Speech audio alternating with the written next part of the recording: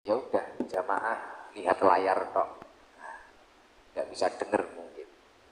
Ya semoga son-son yang ikut khidmah ini diganti rezeki yang lebih banyak dan barokah, usahanya dilancarkan oleh Allah, keluarganya diberkahi oleh Allah, dan keturunannya minas solihin, ahlil ilmi wa ahlil khair.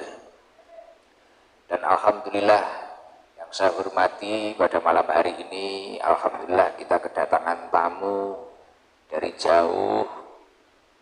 Bahkan beliau bilang bahwasanya jauh-jauh dari Jakarta, tujuannya hanya ke sini, bahkan nanti setelah ke sini mau langsung kembali ke Jakarta lagi karena besok-besok itu ada jadwal dakwah beliau. Dan beliau tidak sendirian, beliau hadir pada malam hari ini di sini bersama istri beliau, istri tercinta beliau. Wah, pernah lihat Ustadz Sulmet? Pernah? Di mana?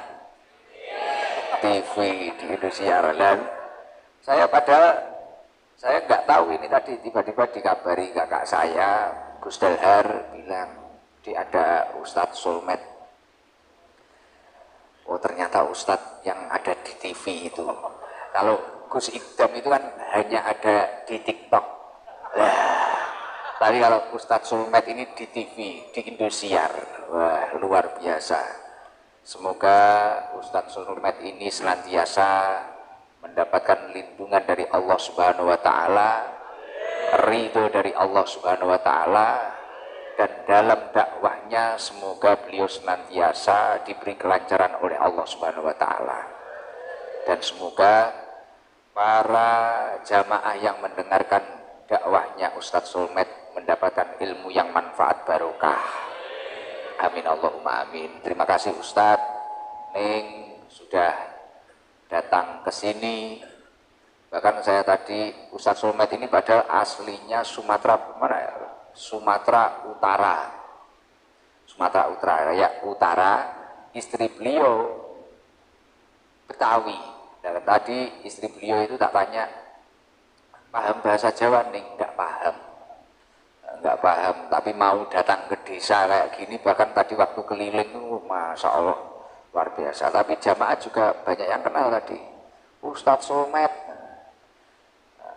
Aku matuke kejuan apa aku? Ustadz apa aku?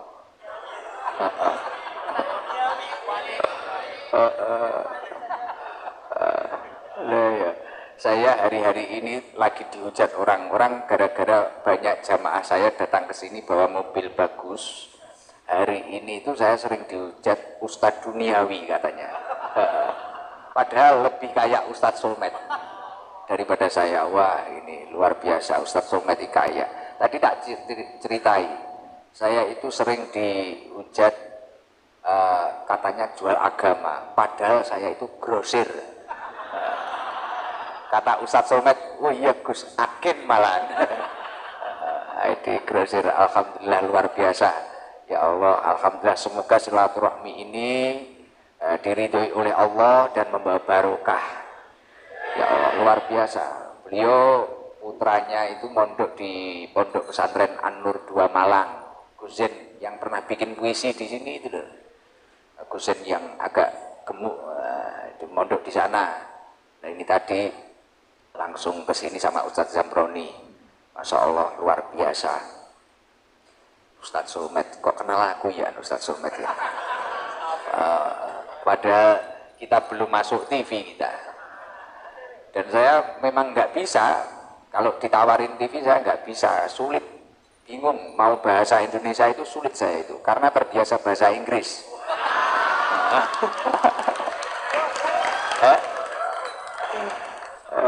Saya pernah Ramadan itu diajak syuting sama JTV itu.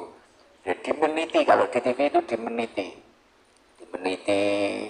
berapa menit harus selesai. Waduh, ngaji kayak dikejar jam, sulit ya. Wis barel. Karena nggak telaten, karena kita terbiasa. Ini ya kalau malam Jumat pakai baju putih kelihatan soleh kayak gini. Ini tadi kalau di rumah kelihatan garangan semua. Nah, Ustadz Sulmet bingung tadi, garangan itu apa Gus? Garangan itu bingung Ustaz Somad ini. Makhluk astral. Alhamdulillah luar biasa. Semoga kita semua keberkahan kehadiran beliau ini membawa barokah untuk kita semua. Semoga kita ketularan suksesnya beliau, istiqomahnya beliau ini. Alhamdulillah. Nanti izin ketularan apa? Wah, katanya ketularan bujuni sing ayu jadi. Maksudnya biar ketularan istri cantik katanya. Tahu aja matanya ini. Berarti meripatmu sehat. Tapi saya alhamdulillah pokok sudah bisa tertawa ini sudah istimewa ini. Karena saya yakin Ustadz yang hadir di sini itu tidak semuanya dari orang berada, dari orang apa. Makanya kalau doa di majelis ini itu sangat mustajabah. Karena banyak orang susah di sini. Jadi doanya mustajabah. Dakwatul madlumi mustajabah. Doanya orang teraniaya, orang susah itu kan mustajabah. Walau kafiron, walaupun itu orang kafir. Di sini kalau malam Jumat ini nggak ada orang kafir, adanya Islam KTP. Alhamdulillah. Insya Allah ketika kita berhenti sebelum makhlul qiyam nanti kita mendengarkan dakwahnya Ustadz Sulmet nanti, ya kan? Sampai itu biar tanya nanti gimana kok dapat istri cantik, ngono ya, wes amaliyahnya apa?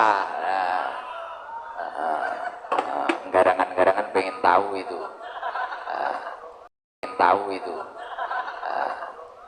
jadi mohon maaf ini kayak video drone-nya kayak nopo alat-alatnya nggak terpasang karena lagi terpasang di pondok kakek saya untuk acara haul besok, insya Allah.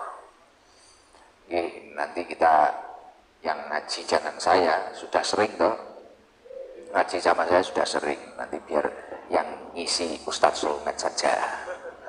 Jomblo-jomblo ini biar apa itu, tahu tips-tips mencari istri ya, katanya. Oke, ya udah. Apa sekarang aja ya, biar nggak kemalaman ya. Nanti kan habis Ustadz Sulmet ceramah, dakwah, terus kita lanjutin baca maulid lagi, terus makhlul qiyam, terus doa kan gitu. Oke. Saya coba dicek dulu mic-nya yang enak. Ustadz Sulmet ini luas ini kalau ngaji pakai bahasa Indonesia, nggak kayak saya ini. Izin ya Ustadz, kasih ilmu ini garangan-garangan ini Ustadz, silakanlah. Mohon maaf Ustadz, monggo. Apunten.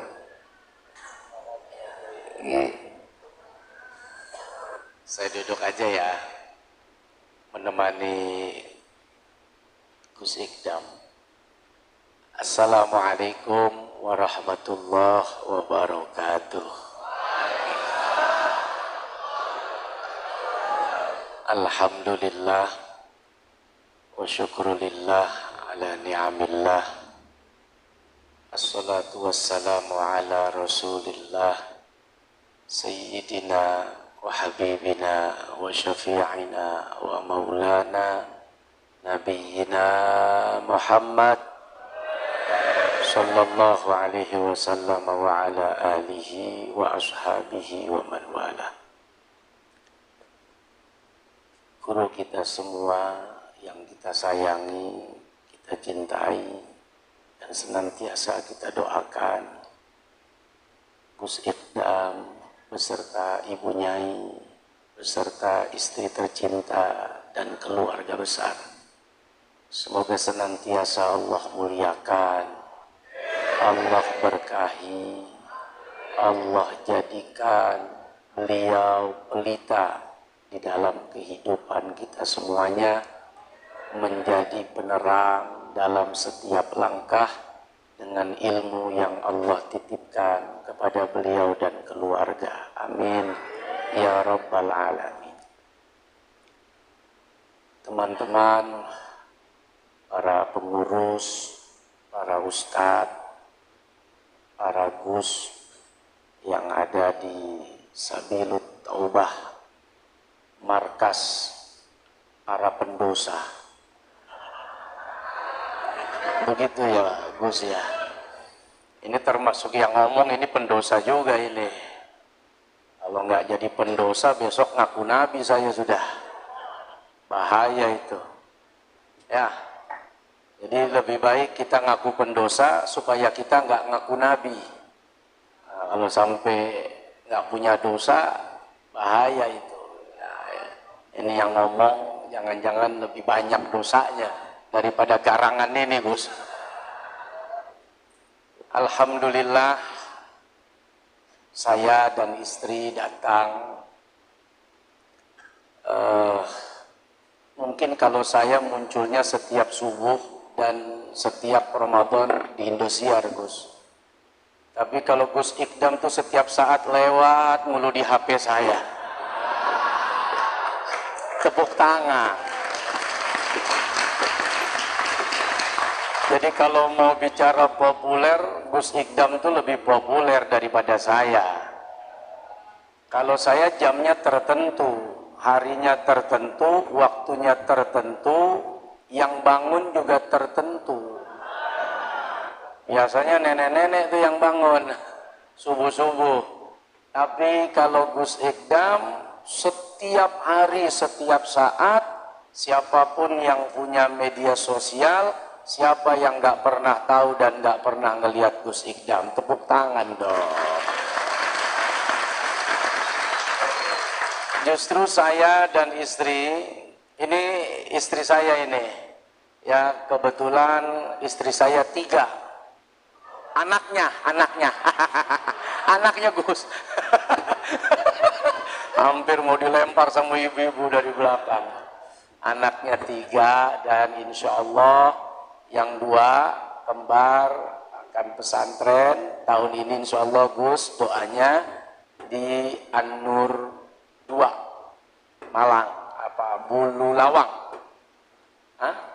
Ya betul ya Pak Ustadz ya, Bulu Lawang. Insya Allah mudah-mudahan buat kami diberikan oleh Allah dan juga anak-anak kami juga diberikan kekuatan. Amin ya Rabbal Alamin. Jadi saya dan istri datang, pertama ingin silaturahim, kedua mau nyolong. Tahu nyolong? Ini kan mantan tukang colong, mantan tukang curi. Jadi saya datang ke sini justru mau nyolong, mau nyuri. Nah, ini ada nyuri yang dibolehkan, ada nyuri yang justru bagus. Nyuri apa tuh? Nyuri duit, nyuri ilmu, nyuri akhlak, nyuri sifat. Bagaimana tadi saya diajak muter sama Gus Ikdam. Disitulah saya curi. Beliau nggak ngasih, tapi saya curi, halal ya Gus ya. Apa yang saya curi? Bagaimana amaliyah beliau. Muter, menyapa, menegur, walau sekedar senyum, walau sekedar salam, walau sekedar menjawab apa yang disampaikan oleh ibu, bapak, bahkan anak-anak kecil. Dikasih duit, dikasih uang buat jajan. Menurut kita mungkin sederhana, menurut kita mungkin kecil, tapi di mata Allah dan Rasulnya itu adalah amalan besar. Kenapa? Karena banyak orang bercita-cita nanti kalau saya duitnya banyak baru saya kasih orang. Beliau 5.000 per orang, cuman kalinya 10.000. Tapi 5.000 itu dibagiin satu-satu setiap ketemu anak-anak kecil. Kita ini ngebagi nunggu duitnya 100.000. Malu saya masa ngasih 5.000. Tar kalau punya 100.000, tar kalau punya 1 juta. Ntar kalau punya 10 juta. Begitu punya 10 juta, kita nggak ngasih anak lagi, tapi ngasih showroom. Niatnya nunggu besar, baru beramal. Pada akhirnya banyak orang tertipu sampai mati. Jangankan yang besar, yang kecil saja tidak dia amalkan. Tapi beliau tadi Masya Allah 5.000, 5.000, 5.000, 5.000, 5.000, 5.000. Anak-anak kecil gembira, senang, idkhulus surur, menyenangkan hati orang. Itu yang mahal. Dan itulah yang menjadi kafarat, penghapus. Bagaimana ada seorang ayah datang kepada Nabi, ngadu kan tentang dosa-dosanya. Ketika ditanya nggak mau nyebut, mungkin karena malu. Akhirnya pulang nih orang. Datang malaikat Jibril menginformasikan kepada Nabi, ternyata orang itu sudah diampuni oleh Allah. Apa kafaratnya? Menyenangkan anaknya. Anaknya di rumah dibawain makulat, makanan ringan, receh. Apa di sini makanan yang murah, Gus? Kira-kira pecel. Pecel apalagi? Wah, lemper.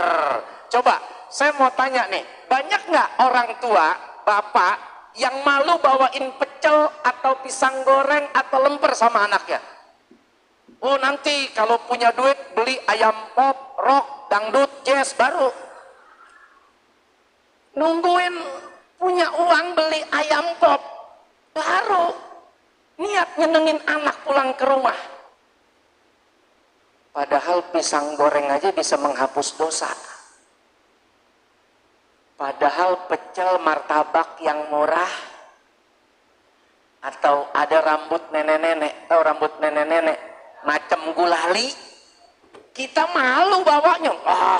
Masa buat anak cuma gulali, masa buat anak cuma permen, malu. Ternyata gulali yang murah, permen yang murah, mungkin anggur yang hanya sekedar 3 butir, jeruk yang hanya 1 buah itu, yang kita malu membawanya karena kita anggap remeh. Ternyata itu yang menghapus dosa-dosa kita di sisi Allah. Makanya tadi saya diajak keliling sama Gus Ikdam. Saya bilang, Gus, ya Allah, Gus modal enggak. Artinya beliau punya uang, tidak modalin pedagang, tidak. Malah Gus bilang, saya malah nggak punya warung di sini.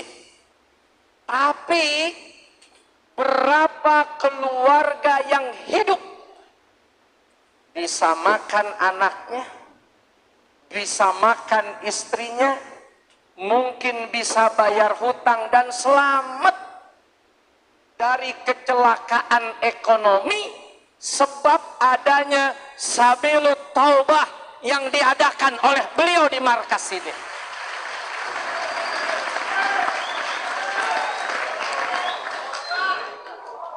Bayangkan,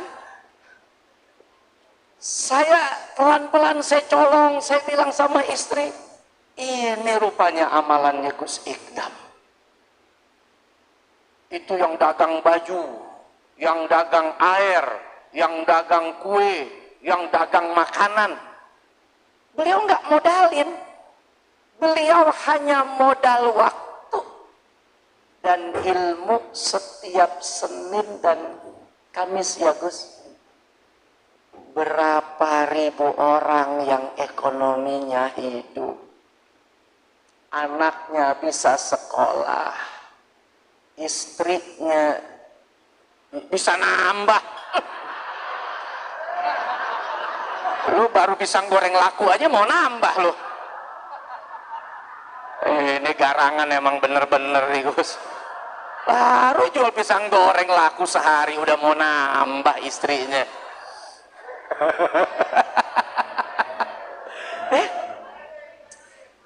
Bayangkan beliau bukan mengeluarkan, kalau dihitung itu berapa puluh miliar orang bisa dagang di sini. Beliau nggak ngeluarin uang puluhan miliar untuk modalin orang punya usaha. Cukup modal waktu. Senin Kamis ribuan orang selamat ekonominya. Kelihatannya sepele. Kita berpikir, tar kalau ada uang baru kita bantu, tar kalau ada uang baru kita berikan, tar kalau ada uang baru kita kasih modal. Ternyata menyelamatkan ekonomi orang tidak selalu dengan uang. Beliau dengan waktu dan ilmu yang disiapkan, ribuan orang selamat ekonomi keluarganya. Makanya datang ke sini bawa uang, pulang pada jajan. Tahu jajan? Belanja. Beli pisang goreng tadi biar tukangnya bisa kawin lagi. Batunya besok dia jualan di depan, nggak jadi duduk di sini. Beli, walaupun cuman makanan murah, nggak usah malu, bawa ke rumah kasih anak. Itu yang bikin dosa kita diampuni oleh Allah Subhanahu wa Ta'ala. Riwayat tadi itu menunjukkan orang ini mau cerita ke Nabi tentang dosanya, dia malu, nggak mau cerita. Itu menunjukkan bisa jadi dosa yang dilakukan begitu besar atau dosa yang dilakukan begitu memalukan, sehingga dia tidak berani menyampaikan kepada Nabi. Tapi ternyata kabar datang dari Jibril hanya dengan makanan ringan buat anaknya. Dosa-dosa tadi diampuni oleh Allah. Makanya yang dagang di sini nggak ada yang dagang mobil. Ya ada. Dagangnya dagang murah semua. Dagang kain, dagang air, dagang permen, dagang minuman, makanan. Biar kita pulang. Datang, dapat ilmu, pulang bawa ampunan dosa. Coba, dosa apa yang kita kerjain dari Senin ke Kamis? Dari Senin sampai Kamis, banyak nggak dosa yang kita lakukan? Banyak. Kamis ke Senin lagi banyak nggak? Apalagi malam minggu. Wow.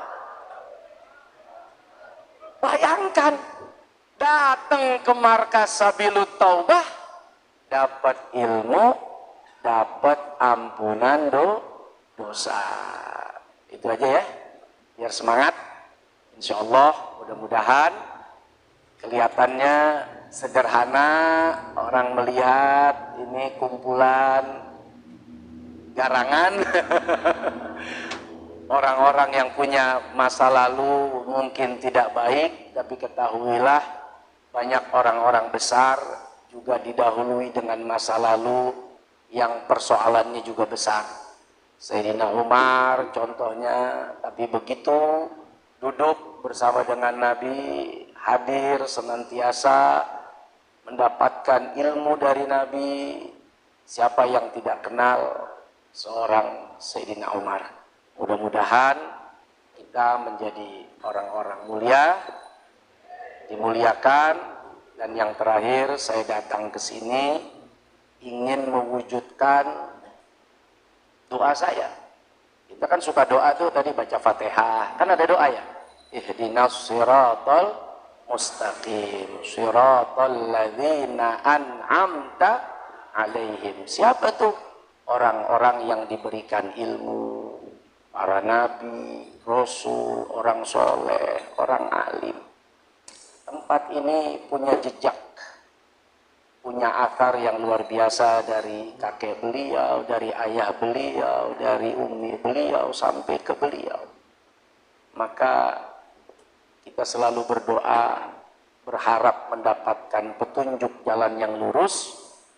Maka semoga perjalanan bersama dengan beliau-beliau yang diberikan nikmat karunia oleh Allah dengan keilmuannya, kemuliaannya.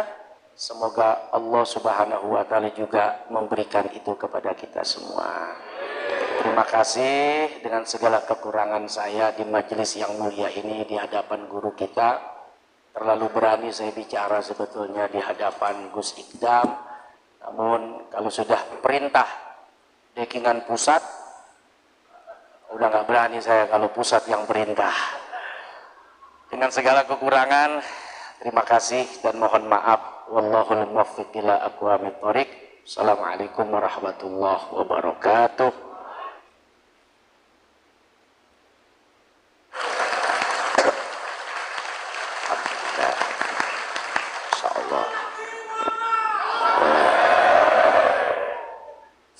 Ngefans sama Ustadz Sulmet. Terima kasih Ustadz, Masya Allah luar biasa. Alhamdulillah. Saya kira beliau mau ceramah, mau bilangin saya atau bahkan mengkritik saya, malah waduh terlalu memuji saya sampai kopiah saya nggak muat ini tadi Ustadz. Duh, bahaya ini, bahaya.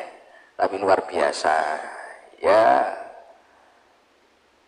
artinya mungkin memang nahnu qasamna bainahum ma'isyatahum fil hayati dunya. Artinya Allah Subhanahu wa Ta'ala itu memberi jatah seseorang itu memang sesuai porsinya masing-masing. Seseorang itu memiliki jatahnya masing-masing. Jadi si fulan ini jatahnya apa, jatahnya apa. Mungkin Ustadz Sulmet ini jatahnya ya di TV, bahkan beliau tadi di sinetron, sampai bertemu istri beliau,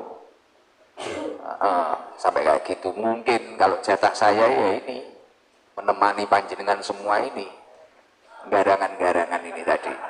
Ya, ya semoga doakan saya terus sehat Ustadz, dan doakan saya ini ya kuat ya.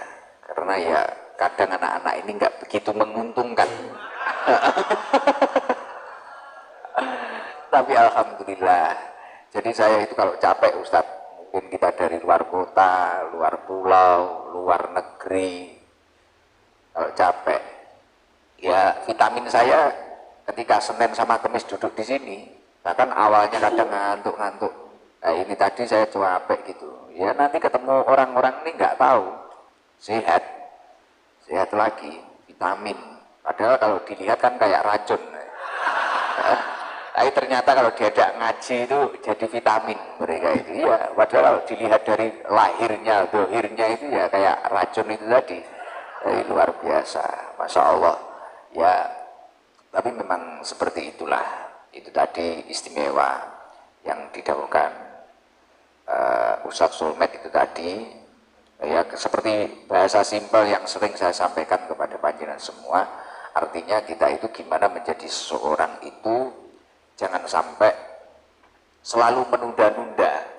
Mungkin sedekah, saya kalau harus punya uang banyak, mungkin tobat, kadang mumpung masih muda, kadang seperti itu. Padahal kata Ibnu Athaillah Sakandari itu ketika seseorang itu menunda-nunda amal solehnya atau menunda-nunda perilaku kebaikannya, berarti di dalam hatinya itu masih ada beberapa kotoran, di dalam jiwanya itu masih memiliki kotoran-kotoran. Nah, ketika kita itu ingin membersihkan kotoran-kotoran tersebut, ya mensegerakan. Ketika ingin tobat ya nggak usah menunggu besok-besok, ingin sedekah ya nggak usah menunggu harus sudah ngumpul banyak. Orang itu kadang kalau nggak punya apa-apa, niat baiknya itu banyak, tapi setelah punya, ya itu berbeda memang. Itu berat. Makanya saya cerita ke Ustadz Somad, saya itu berusaha setiap Senin dan Kamis itu saya pulang. Karena kalau di luar kan saya mesti pulang itu, kalau orang Jawa Timur di Bekasi berkat. Bahkan kadang ya ada yang dikasih uang, kadang ada yang dikasih apa. Tapi kalau saya Senin sama Kamis di sini, ya kadang malah ngeluarin uang saya. Belajar ikhlas itu, dan semua keikhlasan itu pasti berawal dari paksaan. Pasti berawal dari paksaan. Kamu bisa sabar dengan pasanganmu, kamu bisa istiqomah sholat berjamaah, kamu bisa tahajud bangun tengah malam, kamu bisa sholat hajat bangun tengah malam. Ini awalnya pasti dipaksa, dan ketika keterpaksaan yang kita upayakan itu terus kita istiqomahkan, itu akan menjadi keikhlasan yang sempurna. Karena biasa, yaudah, mungkin biasa sedekah biasa jamaah, kalau nggak jamaah gak enak, akhirnya ikhlas. Tapi kalau kita tidak mau memaksa diri kita, ya udah, diri kita ya kayak gitu wae, jadi garangan terus. Tapi yang jelas, kebaikan apapun yang pernah kamu lakukan ini tidak mungkin tidak akan berbuah hasil yang istimewa, sejalan dengan apa yang didhawuhkan oleh Allah Subhanahu wa taala di dalam surat Al-Isra.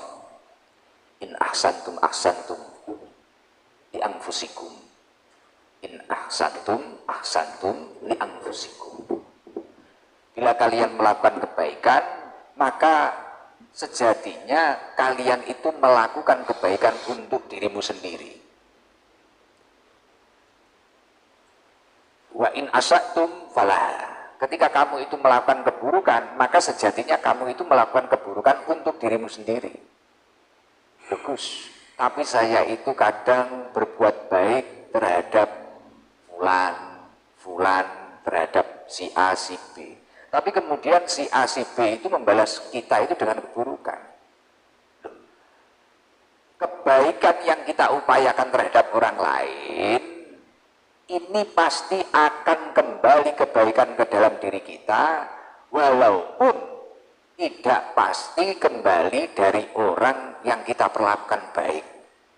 Jadi semisal saya baik sama Danu, belum tentu yang membalas kebaikan itu pasti Danu.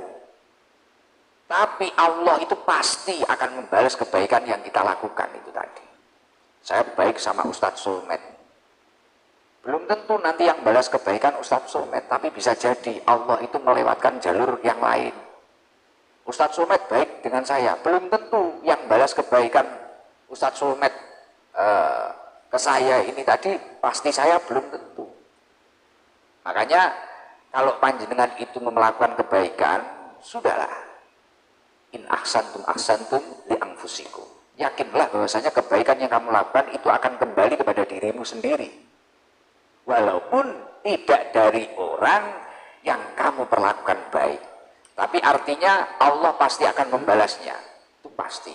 Orang gagal atau kecewa melakukan kebaikan itu karena memiliki ekspektasi, saya baik dengan si A, si A nanti biar balas baik dengan saya. Akhirnya si A tidak balas kebaikan, patah semangat. Sudah kecewa, kuciwo. Wes kecewa. Oh, saya ini padahal sudah tulus, sudah baik loh Gus, tapi dia malah balas dengan keburukan. Ya udah, saya juga balas keburukan. Oh, ini yang salah. Kita dibaiki oleh saya itu pernah, Ustadz, ini contoh. Saya itu penting punya prinsip, selagi ada orang itu menghina saya atau apapun itu, ini ya untuk pembelajaran diri saya sendiri. Ceritanya seperti ini, beberapa tahun yang lalu saya itu waktu tanggal 1 Agustus ini biasanya kan ada undangan di istana itu loh, tahlilan akbar atau apa. Nah, kemudian saya itu ketemu kiai-kiai sepuh, saya minta doa. Pada waktu itu kondisi saya dan majelis ini banyak yang hujat lah. Kenapa itu wes para ya ini karena anak-anak ini kan macam-macam. Tadi istrinya Ustadz Sulmet saja ketawa-ketawa tak kasih tahu kalau Herlah itu kita itu ya ada band dulu marginal itu kesini, marginal yang tatonya penuh itu loh, Jakarta, band punk itu kesini. Nah, akhirnya kan kita dihujat dan sebagainya. Kemudian saya ketemu kiai sepuh di istana itu bilang, Kiai doakan saya, sudah Gus, nggak usah bingung, penting tujuannya takwa Allah, mengajak orang bertakwa kepada Allah dan mengajak diri kita bertakwa kepada Allah. Kemudian semua yang kita lakukan ini semata-mata mencari ridhonya Allah. Sudah, semuanya akan beres. Dan ternyata apa yang dikatakan kiai tersebut sejalan dengan apa yang didhawuhkan oleh Rasulullah SAW. Man iltamisa ridho Allahi bisakhotin nas kafahullahu mu'natan nas. Barang siapa yang fokus mencari ridhonya Allah di saat orang lain itu tidak suka kepada dirinya, maka kafahullahu mu'natan nas, Allah akan mencukupkan dirinya dari bergantung dari orang lain. Hidupnya akan dicukupi oleh Allah. Bahasa elitnya apa? Untuk dekengan pusat, mendapatkan dekengan pusat. Makanya ketika orang itu bertobat, oh kamu itu masih tatonan, sholat kamu itu gimana, apa sah? Sudahlah, cari ridho Allah.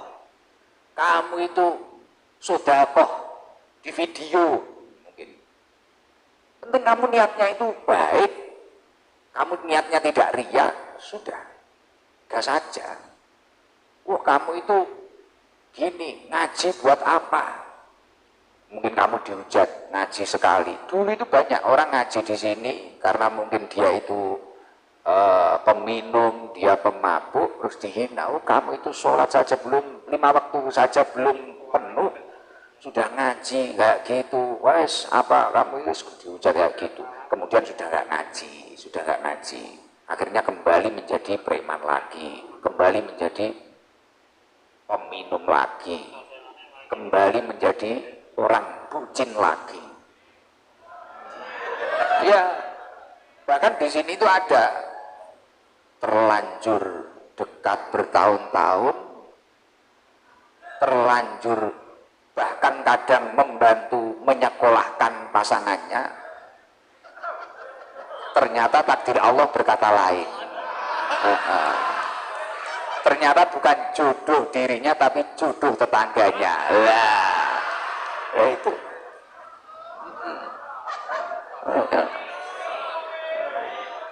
Biasanya kopi air putih.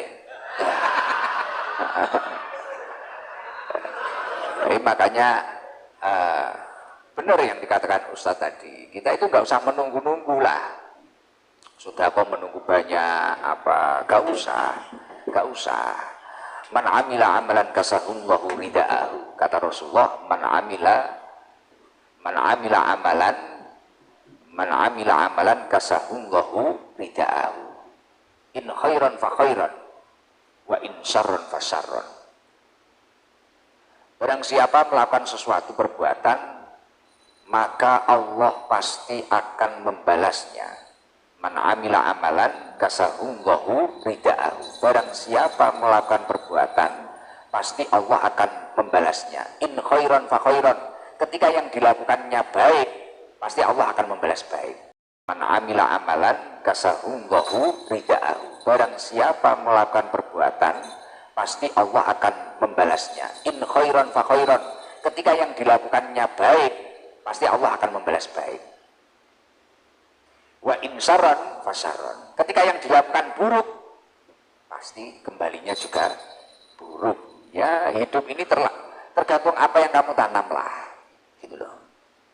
Ya tapi Ustaz tadi juga benar, ini mungkin berkah dari pendahulu-pendahulu saya, guru-guru saya, kakek-kakek saya, ya mungkin seperti itu. Mungkin saya sekarang di mana-mana dimuliakan orang itu ya karena tanaman kebaikan pendahulu-pendahulu saya, kakek-kakek saya.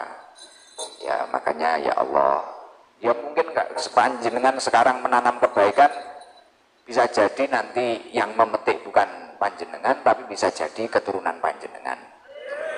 Ya siapa tahu dari keturunan panjenengan kemudian menjadi ulama-ulama masa depan, kemudian menjadi presiden-presiden masa depan. Itu bukan suatu hal yang tidak mungkin. Makanya jangan pernah menunda bertobat, menunda berbuat baik, menunda bersedekah, apalagi menunda birrul walidain, menunda berbakti kepada orang tua. Ini adalah salah satu kebodohan. Karena di dunia ini kunci termudah mencari ridhonya Allah itu dengan berbakti kepada orang tua kita.